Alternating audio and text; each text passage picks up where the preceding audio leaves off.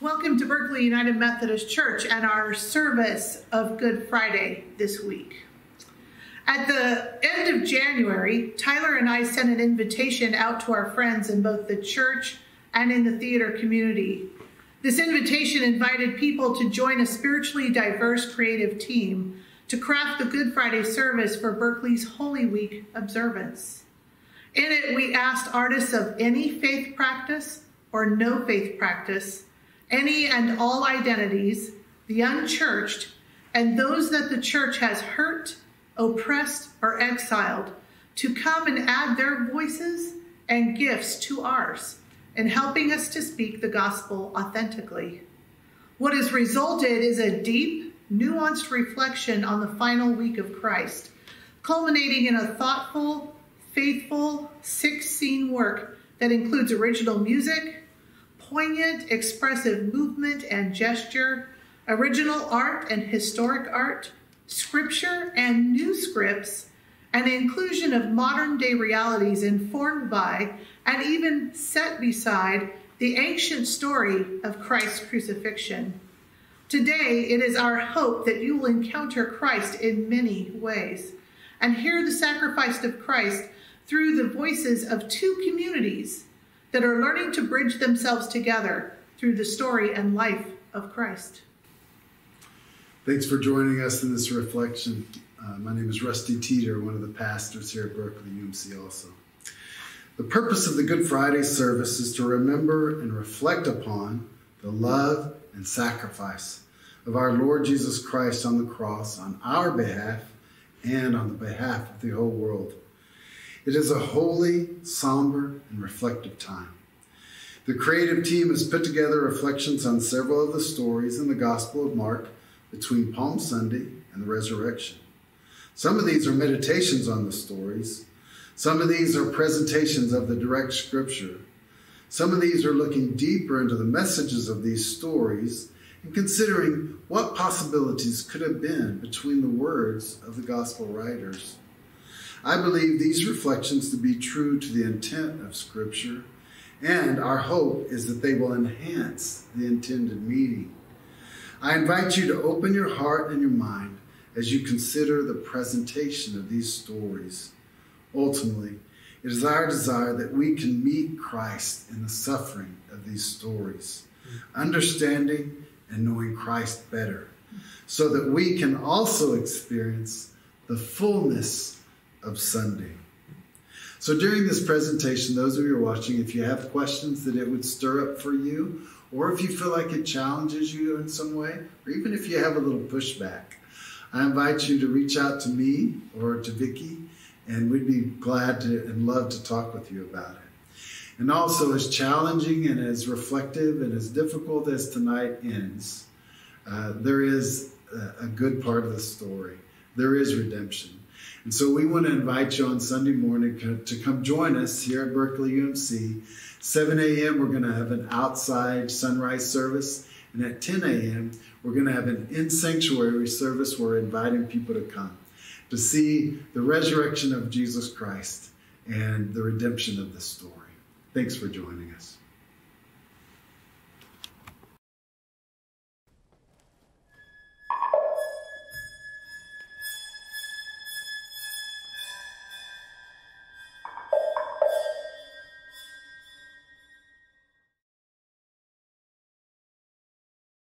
You called us, and we came. We left boats and nets, family and friends, and we followed you. We were drawn by hope. We saw your powerful actions, and we felt your love. You sent us out 2 by 2, like sheep among wolves, to scout the towns and villages for welcoming homes and listening hearts. Then you gathered us back together, rejoicing in the power of your love, sown abroad by our very own hands. Together we set out on the road with you again, healing with you, teaching with you, eating and drinking with you, feeding crowds with you, and backing you up when local authorities and hecklers came out to challenge you. But whenever we thought we were getting the hang of it, you challenged us, like when we tried to shoo away children crowding around you, and when we argued about which of us was the greatest, and when we tried to stop someone healing in your name because he was not part of our group. And then, just when you confirmed our hope that you were the Messiah and turned your face toward Jerusalem, you said something about being handed over to the authorities, being condemned, flogged, and killed. That didn't sound like what we had signed up for, even if you really will somehow meet up with us again after all that, back in Galilee. But your love has not failed us so far after years on the run from the authorities, so we've stayed with you.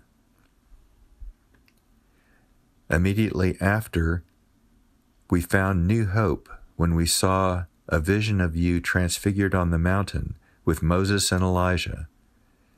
We know you are a prophet, and we believe you are the Messiah, even though we can't seem to understand exactly what that means.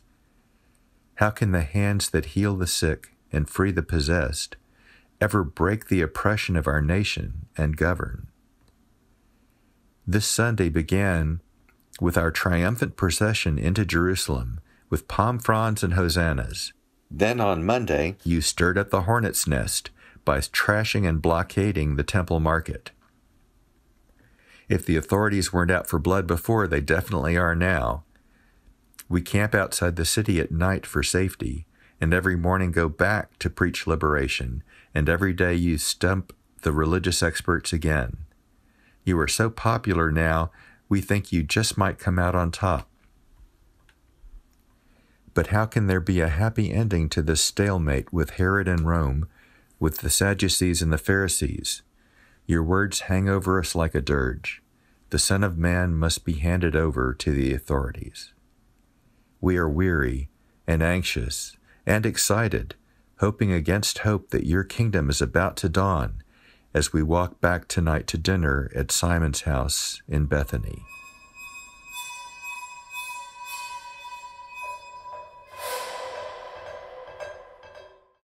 While Jesus and his disciples were at Bethany, just outside of Jerusalem, they arrived at Simon the leper's house for a meal.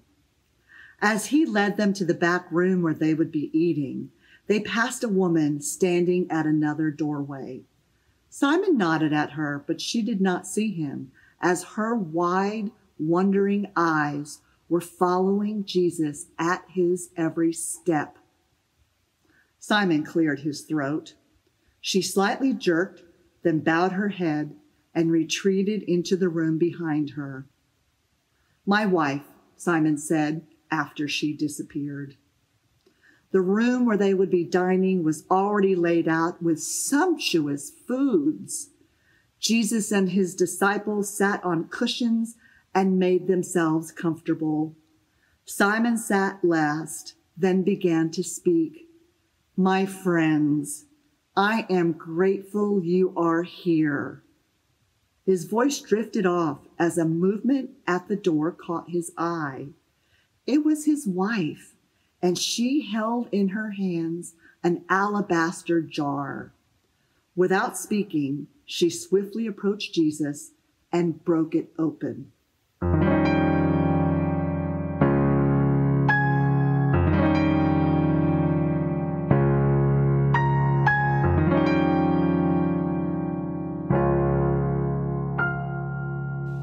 The sweet, woody scent of very expensive nard quickly filled the room.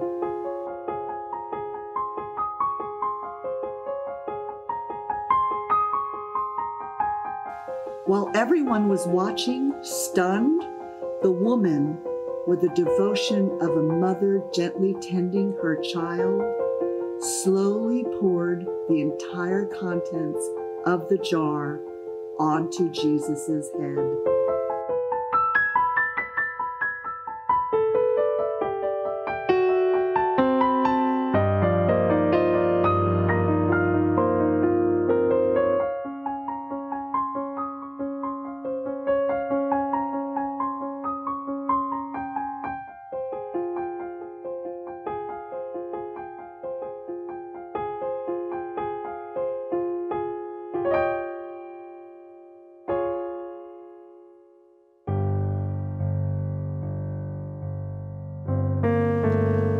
Everyone but Jesus jumped to their feet and began shouting at once.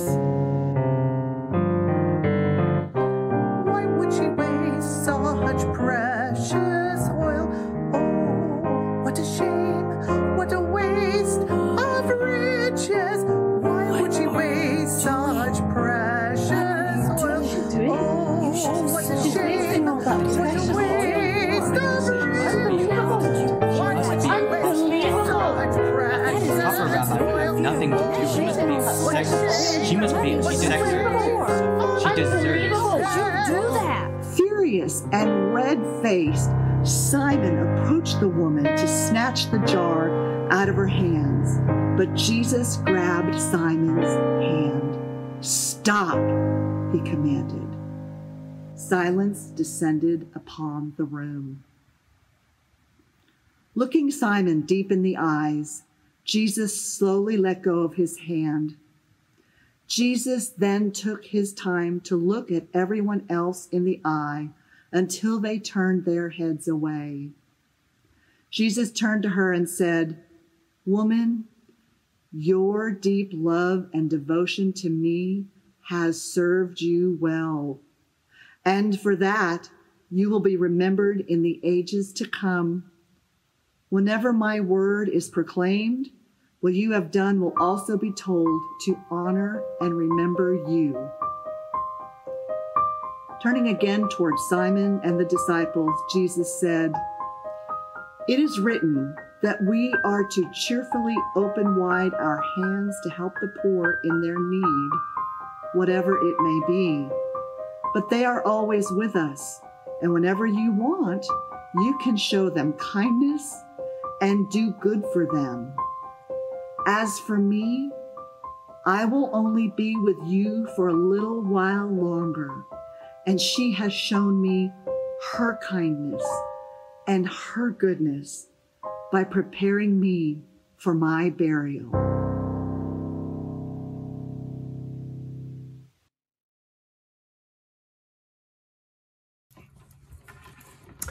Meanwhile, back at the Last Supper, when they first arrived at the house where the feast was to take place, Jesus asked for several basins and a large amount of water to be brought in.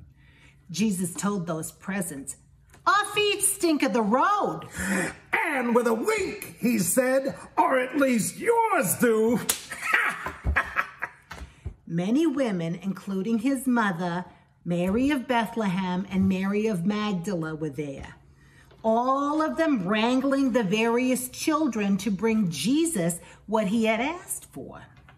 When all was brought in, Jesus prepared to wash the feet of the disciples. At first, the disciples protested, saying their master should not have to assume a servant's role. So Jesus asked if any of them would take on the task. Only Thomas stood. After a long moment, Jesus told Thomas to sit. The women, having attended the children, the water, the wine, and the bread, were about to depart for their separate observance. But Jesus asked Mary of Magdala, his mother, and Salome to remain. "Please, I have a message for all of us tonight."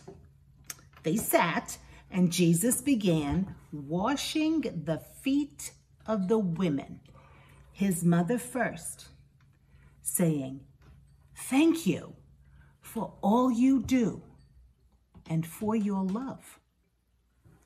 Then Jesus moved slowly from person to person, taking a moment with each of them. While Jesus worked, Peter started to tease his younger brother Andrew by asking the Passover questions of the youngest male. Everyone was drinking a little wine and starting to warm up. There was much laughter at Andrew's expense, though well meant. Still washing feet, Jesus asked the disciples, "What will you remember of my teachings when I am gone. Someone in the back stood and said, "Your words, Master." Several other voices chimed in. Yes, yes, your words. So wise. Such poetry. Jesus sighed and replied, I fear you see my words as a dog sees a pointing finger, but doesn't see the thing being pointed at. What? Jesus finished with the washing of the feet and gave directions. Thomas, could you please find the lowliest servant in the house and ask if they would like to receive my message? Thomas stood and left. Salome, would you please go outside and invite a stranger with the same question? Salome stood and left. Muttering began anew because all of the disciples were persona non grata in Jerusalem. But Jesus continued, Judas, would you please go outside and invite a spy to the feast? Shocked, Judas stood, then froze. The other disciples began a clamor. Ignoring them, Jesus crossed to Judas, took him in his arms, and kissed him on the cheek. Please, said Jesus. Judas nodded and left. Jesus then began to prepare 3 large plates from the feast spread across the table. One of the disciples asked, Master, what are you doing? Jesus said, I'm making 3 plates. Why would you make 3 plates, Master? Why wouldn't I? He said, and he ate a fig. Who are you feeding, Master? The 3 I invited, of course. Why should you feed them, Master? Why wouldn't I? Thomas, Salome, and Judas all entered at the same time, each with their guest. Thomas had found the lowliest cleaner of the vilest things in the house. A young man, mute, clad only in a loincloth. He cannot say his name, said Thomas. Salome introduced an off-duty Roman soldier. This man is with the Roman attaché to my husband's court, she said. Judas brought a nondescript man of neutral attire and uncertain age. Judas began, Master, this man has no name, said the 3rd man. The Roman interjected, what did you want to tell the 3 of us who are all strangers? I would like to know that, said the 3rd man. Jesus replied, who told you I wanted to tell you anything? Thomas, Salome, and Judas looked at each other. Then Thomas said, Rabbi, you said a message. I have nothing to say, said Jesus. I just want to feed you. What are you charging?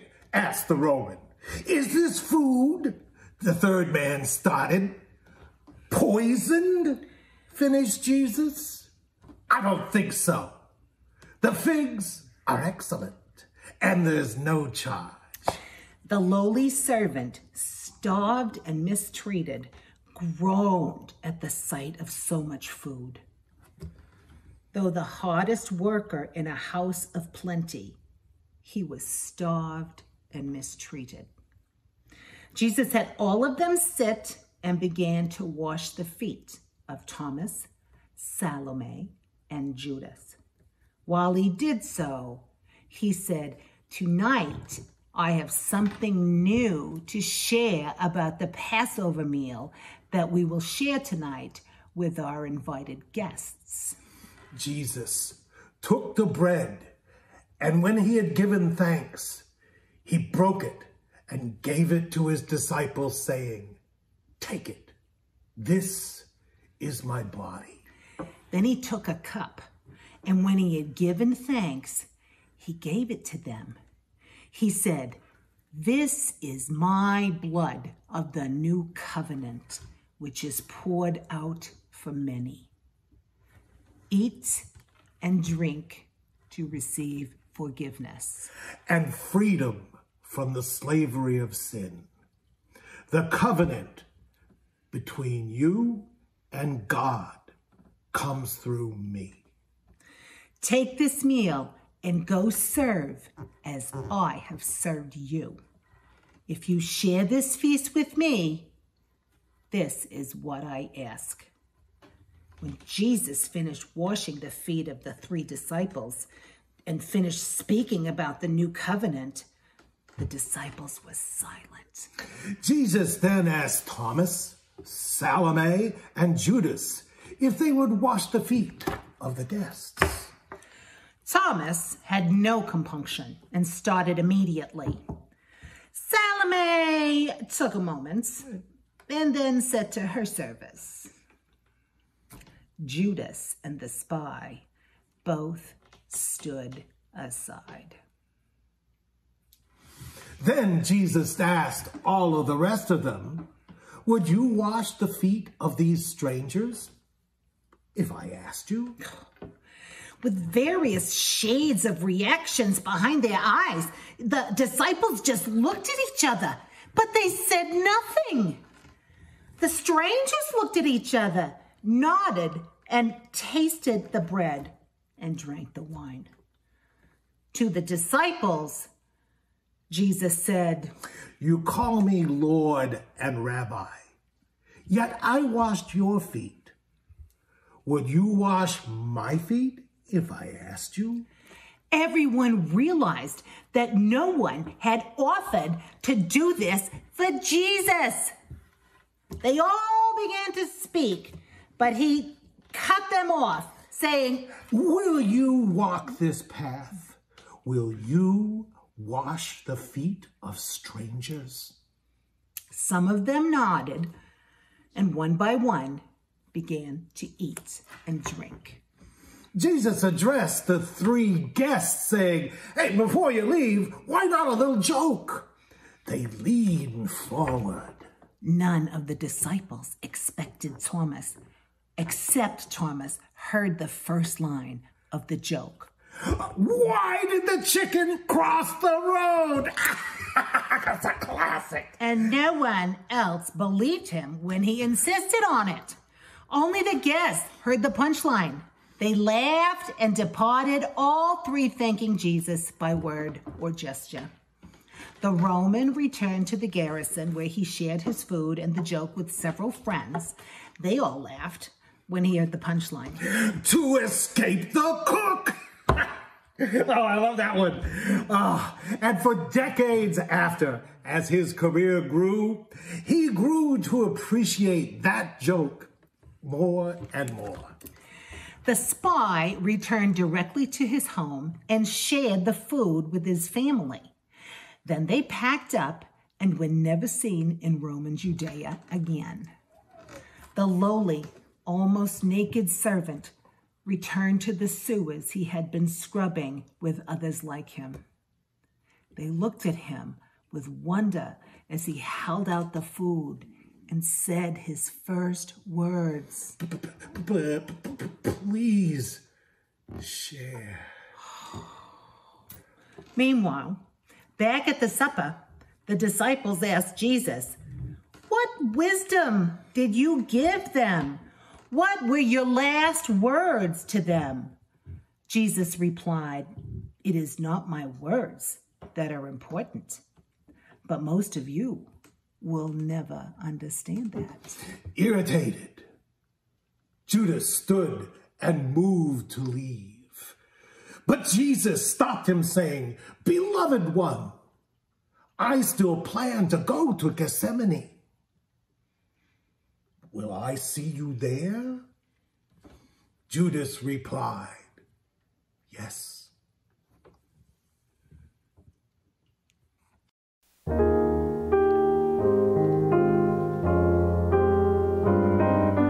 Why would he invite a stranger to the table? Why would he wash their feet?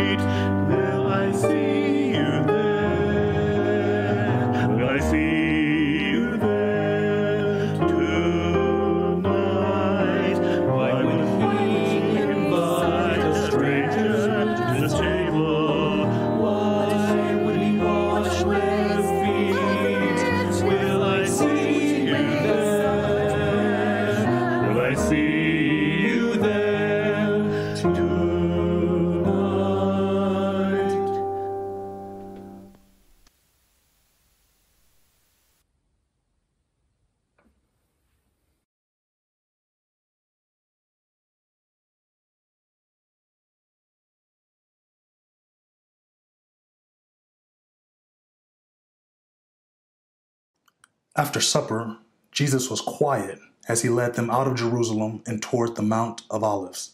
The faint, woody scent of expensive nard wafted from his hair into his nose. "Too soon," he muttered. "This is coming too soon." Holding torches to light their way, they went up until they reached the Garden of Gethsemane. Above them, a field of stars covered the night sky like scattered jewels, and in the valley below, a field of lights lit the city of Jerusalem. Jesus turned toward the crowd that had followed him and gazed at them in sadness. "Will you still want to follow me after tonight?" he wondered. He had them sit. Then he beckoned to Peter, James, and John, his three closest friends. "Please, come with me." As the four went further into the garden, Jesus' heart began to race. He could barely breathe. His body trembled, and he broke out in a heavy sweat. All he wanted to do was fall to his knees and cry out to the Father. But first, he needed to get to the inner garden where he could be alone. He turned towards his friends. For a moment, he could not speak, but then he swallowed hard and cleared his throat.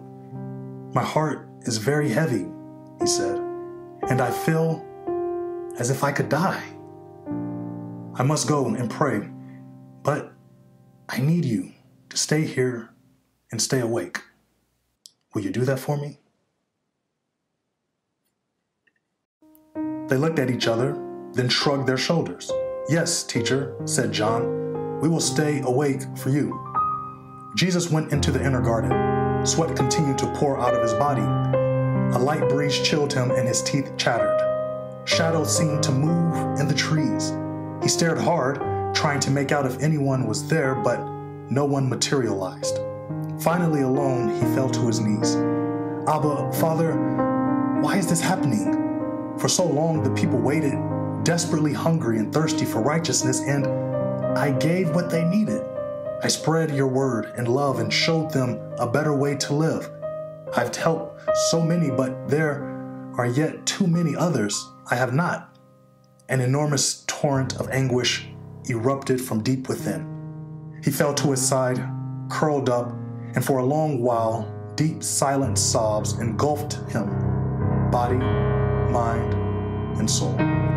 The tears, large, thick drops that were heavy like blood, slowly coursed down his face and fell to the ground. When they waned, he just lay there, exhausted, and began to pray again. "Father, I yearn to be with people, to lead them and to love them. How can you ask me to leave now? Please, take this cup away so I don't have to drink from it." He struggled to his feet and went back to his disciples. To his dismay, he found them asleep. He shook Peter. "Are you sleeping? Couldn't you stay awake for 1 hour?" Peter rubbed his eyes and sat up. "I'm sorry, teacher. Has it only been 1 hour?" James and John also wiped the sleep out of their eyes and mumbled their apologies. "You must keep awake," Jesus said sternly. "Stay alert and pray you do not come into the time of trial. Your spirit is strong, eager, and ready for anything in God. I've seen it, but your body is weak. Your spirit must be the one that prevails." The three nodded. "Yes, teacher." Jesus stood. "I must go back and pray some more. Will you stay awake with me this time?" "Yes, teacher," the three said in unison. When Jesus went back to the inner garden, he knelt in the mud his tears had created. Sadness and grief filled him again, yet a sense of acceptance began to take root. "Blessed are the poor in spirit." He lifted his hands. "Father, help me," he called. "My time of trial is near, but I quake at the thought of what's going to happen. Please, help my spirit." "Blessed are those who mourn." "Father, will I ever see my mother again? Who will take care of her when I'm gone?" Tears spilled anew out of his eyes and dropped to the ground. His heart shattered like broken glass. "I will never commune with my disciples and my friends again." And he wept. "Father, none of this makes sense. But even so, I submit. Whatever happens, your will be done, not mine. He went back to his disciples and found them asleep again. This time, when he awoke them, they hung their heads in shame and had nothing to say. "Stay awake," Jesus admonished. "Yes, teacher," they said. Jesus went back and knelt a third time. "Blessed are the merciful." "Father, I went against the authorities to heal the sick, conversed with sinful women, and dined with lepers and tax collectors. But the religious leaders hate me, and I do not think they will allow mercy to be extended to me." He looked to the starlit heavens and lifted his hands again. "I know you can get me out of this. All you have to do is say the word." He dropped his hands. "But I submit and will do as you ask." Jesus went back to the disciples. When he found them asleep again, he just sighed. In the distance, a line of torches approached the garden. He woke the disciples. "Are you still sleeping and taking your rest? It's time to get up. The hour of my betrayal has come." Before he finished speaking, Judas arrived with armed soldiers and the chief priests, scribes, and elders. As they made their way through the crowd of followers outside the garden, everyone rose to their feet and began muttering. Jesus, Peter, James, and John exited the garden just as the soldiers and religious leaders approached its entrance. Most of the soldiers turned to face the crowd and drew their weapons. The crowd moved back, but their mutters increased. Judas stepped forward and came face to face with Jesus. "Teacher," he said quietly. "Judas?" Jesus responded. "You came." He waited for Judas to say something else, an explanation maybe, but he remained silent. Jesus nodded. "So be it then. Do what you must, but know that I forgive you." Judas flinched, but he quickly recovered. He set his mouth in a grim line, then leaned forward to kiss his teacher. When he stepped back, soldiers rushed in and grabbed Jesus. Peter, James, and John gasped, then drew back and disappeared into the trees. The crowd also gasped, and as one, took their own step back. Jesus, not fighting off the soldiers, turned to the religious leaders. "What is this?" he asked in a loud voice. "You come after me with swords and clubs, as if I was a dangerous criminal, when every day I've been sitting with you in the temple teaching. Why did you not arrest me then?" The crowd erupted in pandemonium. With wails and moans, they turned and nearly trampled each other as they fled back down the mountain. One young man, who was dressed in nothing but a linen cloth, was caught hold of in the chaos, but he twisted out of their grasp and ran away naked.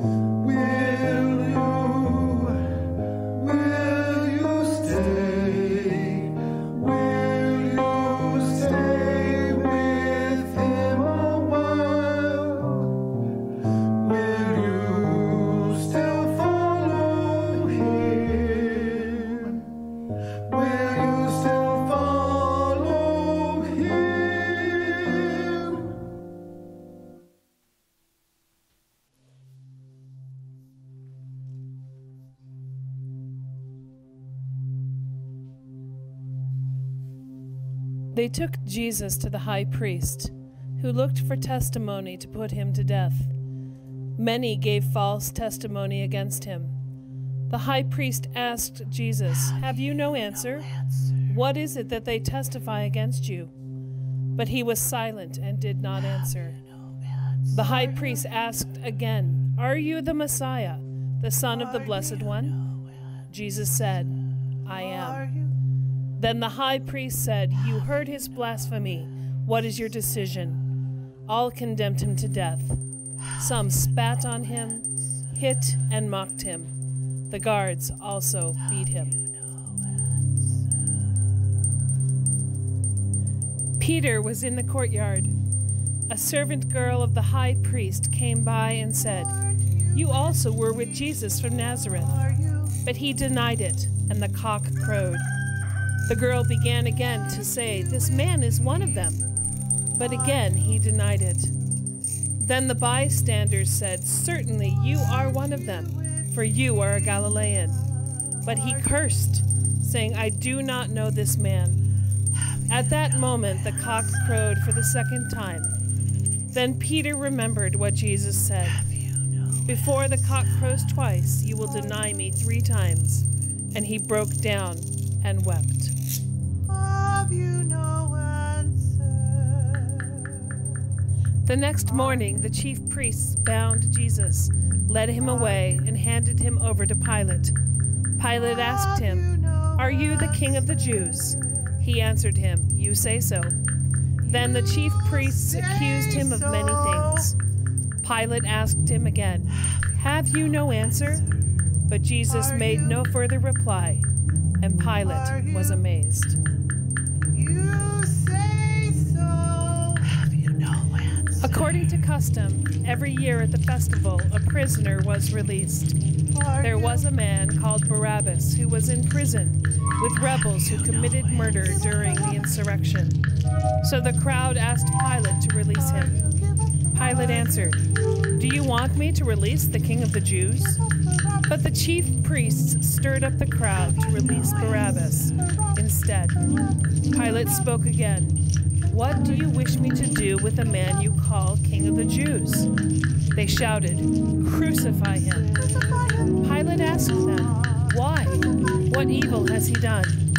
But they shouted all the more, "Crucify him." So Pilate released Barabbas for them, and after flogging Jesus, he handed him over to be crucified.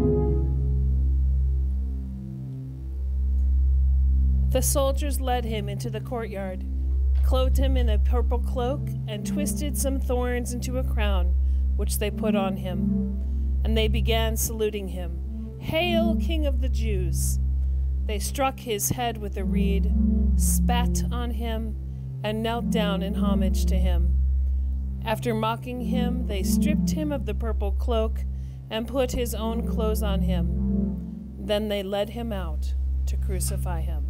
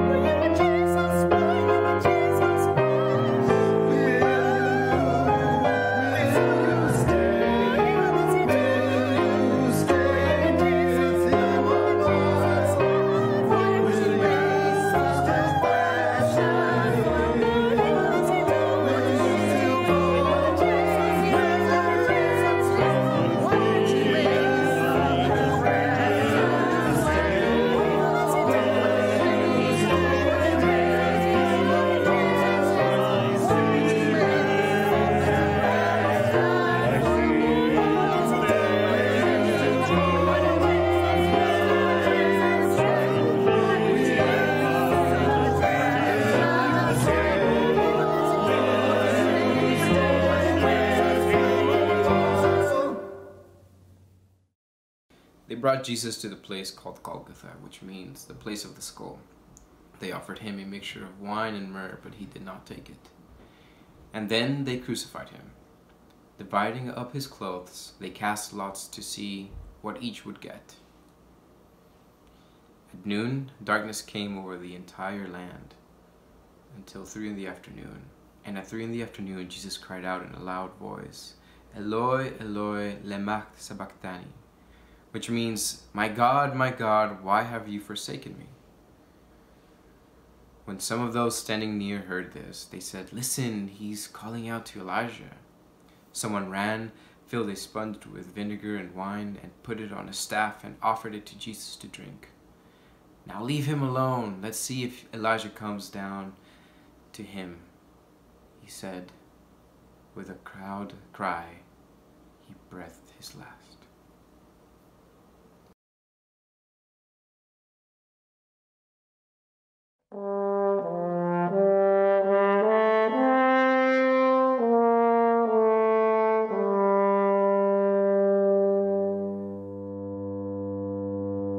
Stabat Mater dolorosa, dolorosa, dolorosa.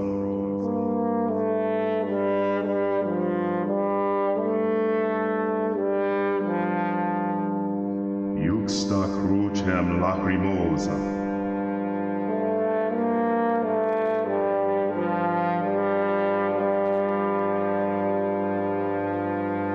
Dum pendebat filius, silans.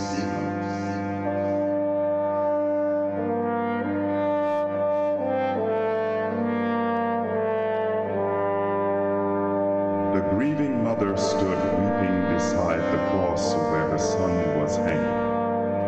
Through her weeping soul, compassionate and grieving, a sword passed.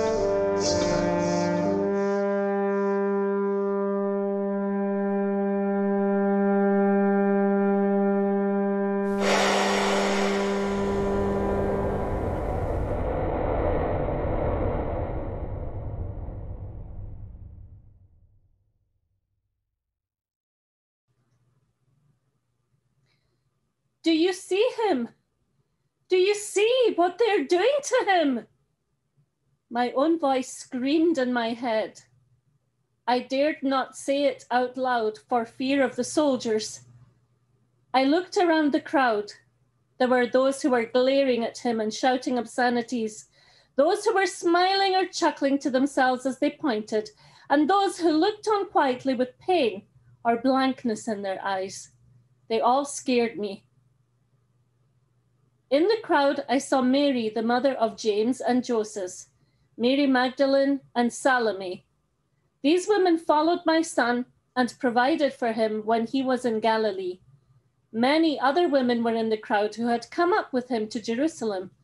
Why did they want to follow him? I watched horrified as they hammered nails into his flesh, crushing sinews and bones.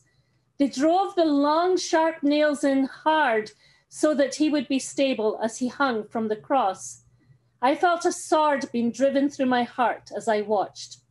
If only I could pull him off that contraption and give him back some dignity.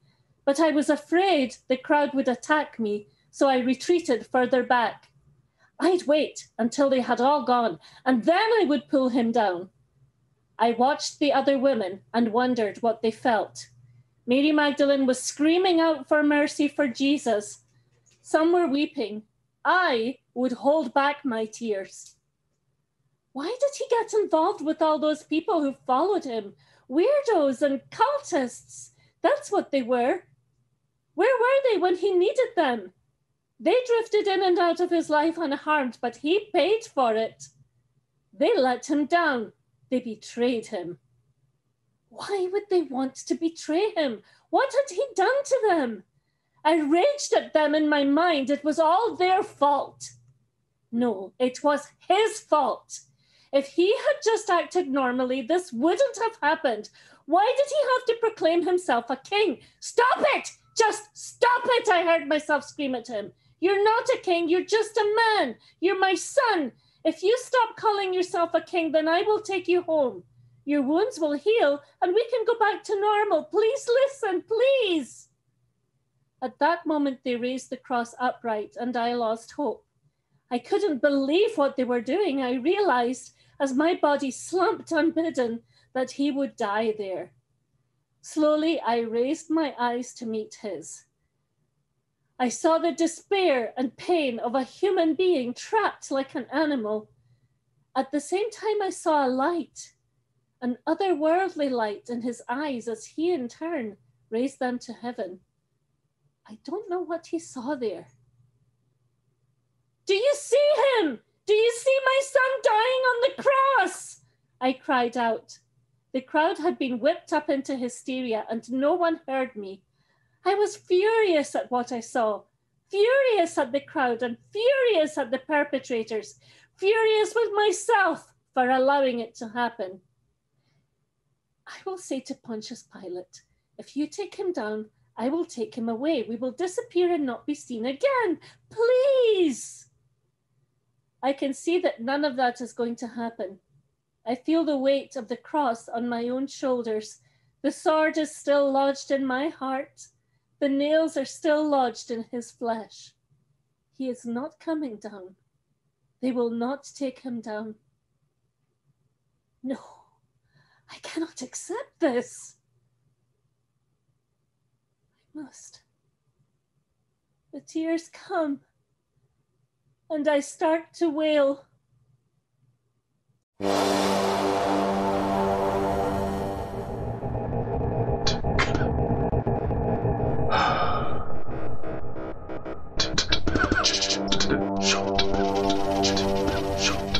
Who is the person who would not weep, seeing the mother of Christ in such agony?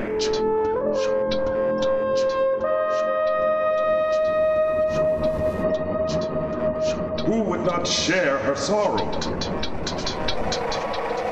seeing the loving mother grieving with her son?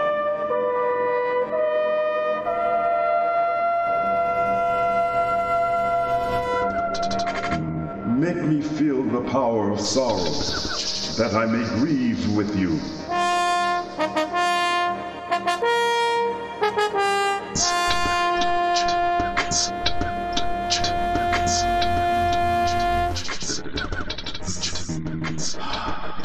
Grant that the wounds of the crucified drive deep into my heart.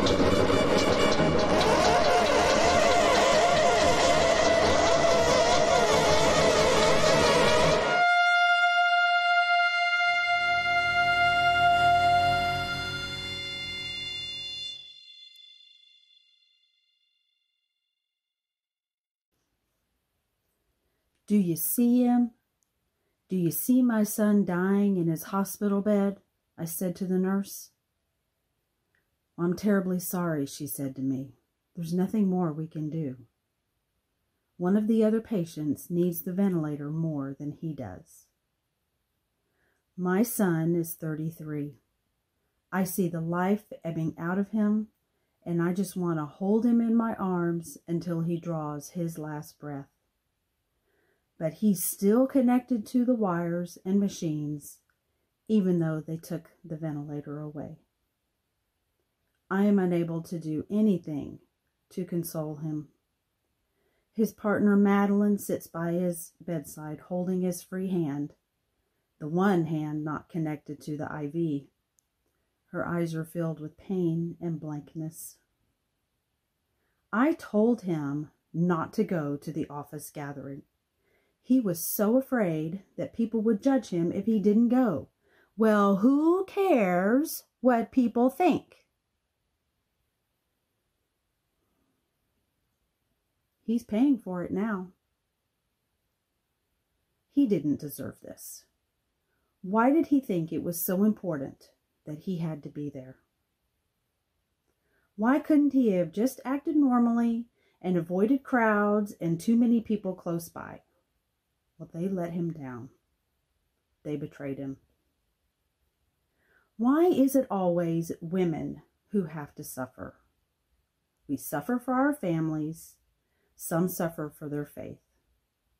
We suffer the constant and insidious put-downs of the world we live in. How can I possibly recover from watching my son die? I feel a sharp pain in my heart, like a sword is passing through it. Then visitors come. His Aunt Mary with her 2 children, James Jr. and Joe. The nurse will not let the children through, though, so Mary goes in alone. I see the shock register on her face as she understands the situation. She turns towards me with tears in her eyes. I am so sorry. I just can't believe it. I take a tiny bit of comfort in her words. Madeline looks up. At that moment, my son opens his eyes and he looks at us. He knows what's going to happen. He moves his hands and tries to lift his body. We are all witnesses to his pain and effort. Lie down, love, Madeline tries to reassure him.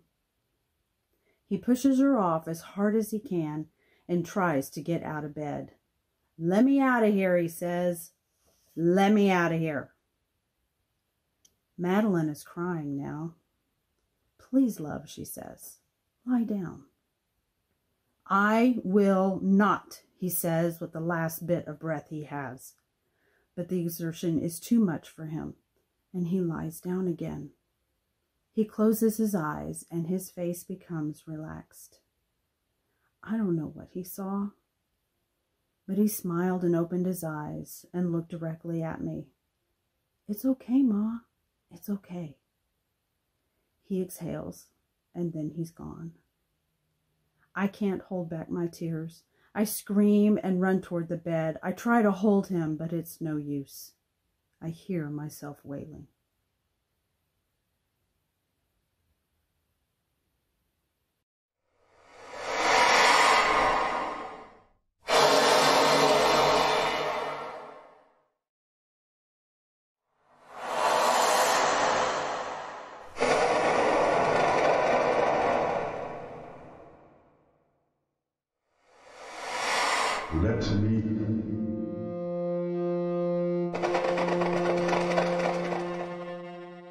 Let me sincerely weep. Let me sincerely weep with you.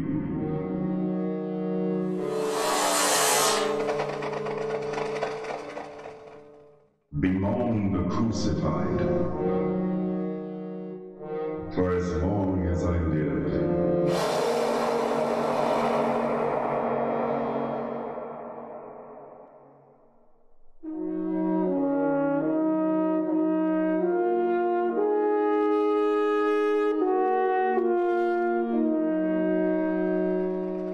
To stand beside the cross with you.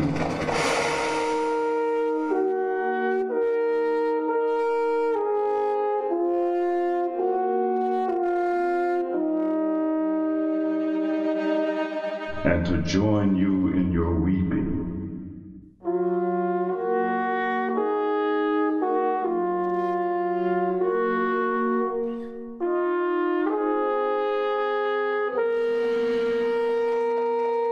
This I desire.